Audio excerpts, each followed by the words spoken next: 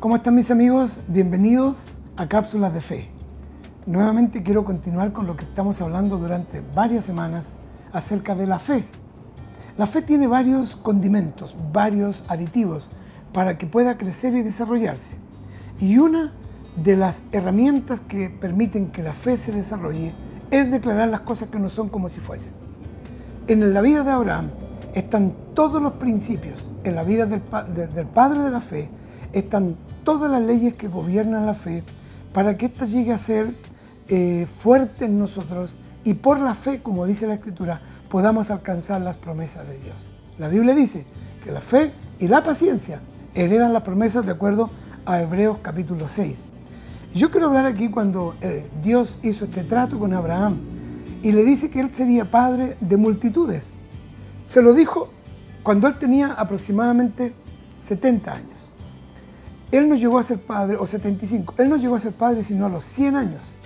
Pasaron 25 años para que la fe de Abraham madurara, se expandiera y lograra el desarrollo que le permitió llegar a ser el padre de muchas naciones, el padre de la fe.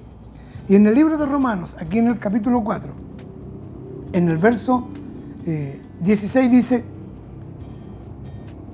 por tanto es por fe para que sea por gracia, a fin de que la promesa sea firme para toda su descendencia, no solamente para la que es de la ley, sino también para la que es de la fe de Abraham, el cual es padre de todos nosotros. Como está escrito, te he puesto por padre de muchas gentes, delante de Dios, a quien creyó, el cual da vida a los muertos y llama las cosas que no son como si fuesen. Para que la fe se desarrolle sólida en ti, tienes que entender que cuando Dios llama a Abraham, le dice Dios a Abraham: tú serás padre de multitudes, pero no tenía hijos. Padre de multitudes sin hijos. Entonces le cambia el nombre para que en vez de padre enaltecido, ahora se llame padre de multitudes. Y eso significa que Dios quiere que uno desarrolle la habilidad, la capacidad de declarar las cosas que no son como si fuesen. Aquí dice: te he puesto por padre de mucha gente delante de Dios, a quien creyó, el cual da vida a los muertos y llama las cosas que no son como si fuesen. Dios llama las cosas que no son como si fuesen. Lo llamó padre de multitudes cuando todavía no tenía ni un hijo. Así es Dios con nosotros. Dios nos declara bendecidos cuando todavía no vemos las bendiciones. Nos declara sanos cuando todavía no vemos la sanidad.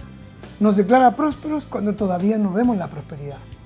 Somos nosotros los que debemos declarar, los que debemos confesar con nuestra boca, así como Dios hace, nosotros también. Las cosas que no son, declararlas como si fuesen. Eso es uno de los pasos para desarrollar una fe sólida. Decir las cosas que no son como si ya fuesen. Por 25 años, Abraham se hizo llamar padre de multitudes cuando todavía no tenía un hijo. De hecho, tuvo uno, pero no fue en el propósito de Dios, de modo que eso no contaba en el proyecto de Dios. Así que, para alcanzar las promesas de Dios, tienes que desarrollar la capacidad fundada en la Escritura, en la Biblia. Solamente se pueden llamar las cosas que no son como si fuesen si están en la palabra de Dios. Este ministerio se llama Bendecidos para Bendecir. Pero la frase que uno oye por todas partes es: Dios dice, bendiciéndote bendeciré. ¿Qué estás diciendo? Que una vez que tú bendices, Dios te va a bendecir. Porque la lógica dice que tú no puedes recibir si antes no siembras. Y Dios lo hace al revés. Primero nos declara bendecidos antes que podamos bendecir. ¿Por qué? Porque tenemos que aprender a declarar lo que no somos como si ya lo fuésemos.